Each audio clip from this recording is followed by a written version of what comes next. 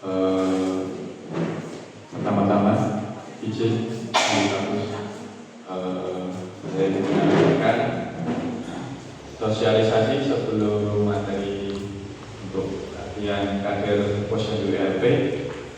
Izin ibu-ibu kader saya menyampaikan sosialisasi untuk tugas saya.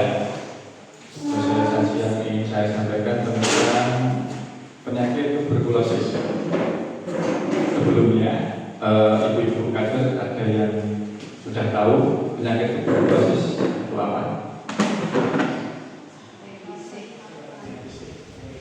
Ya, TBC itu penyakit Mycobacterium tuberculosis, bakteri yang umumnya menyerang paru-paru pada umumnya. Tapi sekarang Mycobacterium tuberculosis sudah bisa menyerang anggota organ tubuh yang lain seperti tulang, kelenjar getah bening, dan selaput otak. Untuk TBC paru umumnya itu pemeriksaan menggunakan dahak atau riak. Tapi untuk TBC yang ekstra paru yang menyerang untuk anggota organ tubuh yang lain itu biasanya menggunakan cairan. Dan untuk pengecekan TBC yang paru menggunakan darah itu ada tes yang namanya tes cepat molekuler. Jadi untuk sekarang TBC itu diperlukan percepatan untuk penemuan kasus dan pengobatan. Jadi harus diperlukan tes yang cukup cepat untuk mendeteksi dini penyakit TBC untuk segera pengobatan. Jadi untuk TBC yang ekstra paru yang organ itu untuk cek dahaknya itu tidak diperlukan karena tidak menyerang di paru-paru, karena mikrobakteriumnya menyerang di organ tubuh yang lain. Dan untuk penyakit yang sekarang gandeng dengan TBC itu tidak cuma HIV/AIDS. Kemungkinan dulu TBC itu berkaitan dengan penyakit HIV atau AIDS. Tapi untuk sekarang TBC itu rekanan dengan penyakit diabetes mellitus. Jadi orang yang terkena penyakit diabetes mellitus itu 2-3 kali lebih rentan terhadap virus atau bakteri Mycobacterium TBC.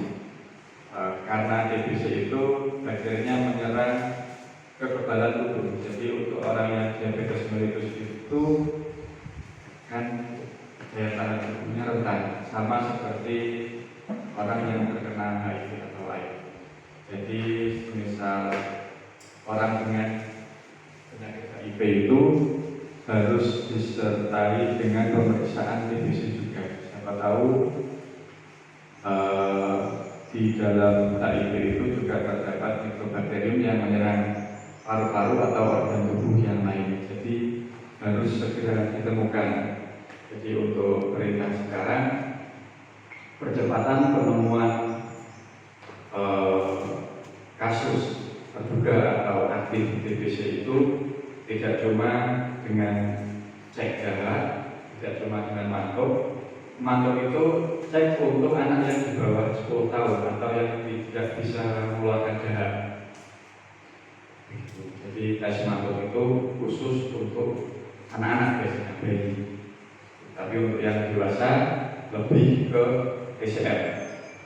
Atau biasanya kalau tidak ada bakteri atau virus yang ada di dalam darah, PCR-nya itu negatif, tapi gejala klinisnya itu mendukung, biasanya dilakukan tes lanjutan atau ronsen paru. Jadi untuk gejala klinis itu meliputi seperti demam tinggi di sore hari, malam hari, batuk terus menerus,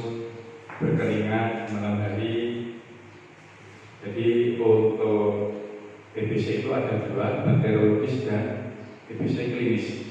Jadi kalau klinis data pendukungnya itu ada disertai dengan ronsen paru. Untuk lanjutan pemeriksaan, jika TBC paru atau ekstra paru dinyatakan positif terhadap pasien, itu sama-sama pengobatannya selama 6 bulan, dan obatnya khusus, namanya KDT, kombinasi dosis tetap.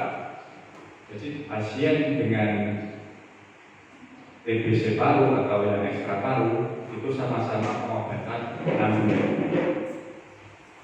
Nah, untuk yang TBC dengan HIV itu pengobatannya didahulukan untuk HIV-nya dulu.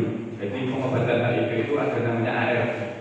Jadi ARV itu untuk bukan penyembuhan ibu-ibu, tapi ARV itu untuk menekan virus HIV untuk tidak lebih menyebar ke organ tubuh yang lain. Jadi pengobatan HIV didahulukan selama 1 minggu.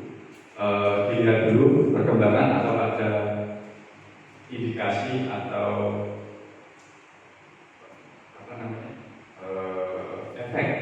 efek alergi atau yang lain dari ARV itu. Nanti kalau setelah 1 minggu tidak ada alergi reaksi apa-apa, bisa dilanjutkan dibarengi dengan pengobatan TBC selama 6 bulan. Jadi pengobatan TBC selama 6 bulan itu ada bertahap.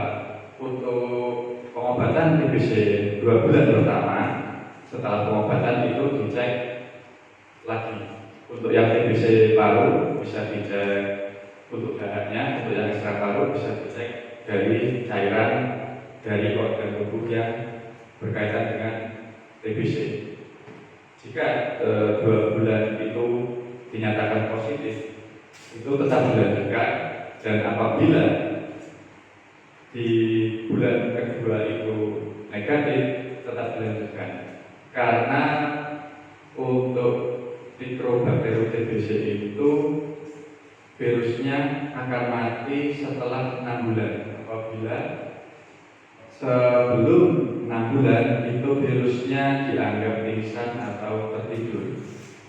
Jadi dalam tertidur itu kalau tidak dilanjutkan pengobatannya, maka pasien tersebut dinyatakan RO atau sudah resisten obat. Jadi sudah tidak menggunakan dosis tetap lagi. Jadi obatnya harus ditambah, dan durasi pengobatannya itu juga diulang dari awal dan ditambah. Jadi untuk Bapak Ibu, jika menemukan atau ada pasien atau warga yang terkena TBC itu, jika tidak berobat, minta tolong untuk dikasih tahu atau diberi pengertian jika pengobatan TBC itu harus tuntas selama 6 bulan. Jika tidak, beliau akan resisten terhadap obat, dan obat itu akan ditambah dosisnya, bertambah banyak, dan durasi pengobatannya akan lebih lama. Itu berlaku untuk TBC paru maupun yang ekstra paru yang menyerang di bagian organ tubuh lain. Dan untuk pencegahan TBC itu sebenarnya sudah ada dari bayi, namanya ada vaksin BCG. Ibu-ibu mungkin sampun mengertos, mungkin Bu Bidan yang lebih paham. Untuk BCG itu kan sekarang menjadi vaksin wajib. Untuk bayi 2 bulan itu salah satu pencegahan untuk penyakit TBC. Dan untuk pencegahan TBC itu bisa dengan kebersihan diri atau menjaga diri sendiri dan lingkungan. Jika ada Bapak Ibu anggota keluarga atau tetangga atau mungkin orang lain yang batuk lebih 2 minggu atau 1 bulan, disertai berdarah atau malam lagi berkeringat, batuknya menipis, itu diberi pengertian untuk diperiksakan ke fasilitas kesehatan. Jadi untuk dites apakah orang tersebut terkena TBC paru ataupun ekstra paru. Jadi kita sama-sama menjaga untuk percepatan TBC, kita sama-sama bekerja sama untuk membantu pemerintah untuk percepatan TBC dan eliminasi TBC di 2030. Saya minta tolong pada ibu-ibu kader, jika ada orang yang batuknya lama lebih dari 1 minggu, 2 minggu dengan gejala yang berat seperti batuk berdarah, di malam hari berkeringat dingin, demam, dan mungkin yang pasien mungkin di pos yang di lansia atau yang orang-orang lansia, biasanya kan lansia-lansia nih Bapak Ibu yang terkadang itu mungkin yang bergejala batuk lama, untuk yang diabetes mellitus mohon disampaikan sama Bu Bidan atau bisa didahulukan puskesmas untuk periksa. Mengatur Ibu, Bapak Ibu, cukup sekian selesai dari saya. Sekiranya ada salah kata dari saya, mohon maaf sebesar-besarnya. Wabillahi taufiq wal hidayah. Wassalamualaikum warahmatullahi wabarakatuh.